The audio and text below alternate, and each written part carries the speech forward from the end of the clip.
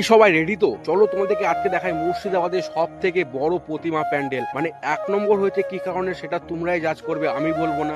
আর এখানে দেখতে হচ্ছে এত অসংখ্য লোকে ভিড় করছে, তার মানে কিছু না কিছু আছে ভিতরে। আর সত্যি বলতে যখন আমি প্রথম পা দিই মণ্ডপের ভিতরে, আমার একটা আলাদা একটা অরা ফিল করি। মানে এই সাইডে, আমার বা সাইডে আছে জগন্নাথ, শ্রী জগন্নাথ প্রভু, আর ঠিক আমার পেছনে আছে রাধা কৃষ্ণ। আর সত্যি বলতে যখন এত সুন্দর পরিবেশ, এত লোক আছে না, সবাই কিন্তু একটাই নারা দিচ্ছে, জয় জগন্নাথ, জয় শ্রীরাম, জয় জগন্নাথ, জয় শ্রীরাম, জয় শ্রীকৃষ্ণ। সবাই মিলে আমরা একসঙ্গে প্রভু জগন্নাথের দর্শন করি, তারপরে চলে যাবো আমরা শ্রীকৃষ্ণ দর্শন করতে। আর এত লোক ছিল যে একটু ঠেলাঠেলি অবশ্যই হবে।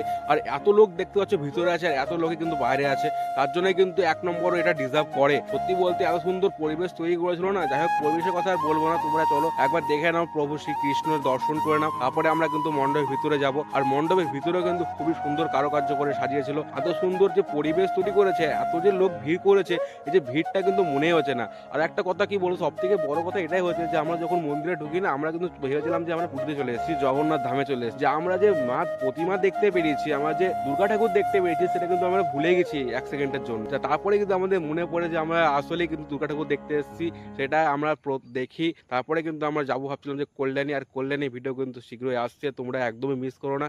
আর তারপরে আমরা কিন্তু চলে এসেছিলাম জিয়াগঞ্জ আজিমগঞ্জের ফেরিঘাটে। আর ফেরিঘাটে তোমরা একবার ভিড়টা দেখো, ফেরিঘাটের ভিড়টা দেখে তোমরা বুঝতে পারছো যে এটা কেন এক নম্বর হয়েছে।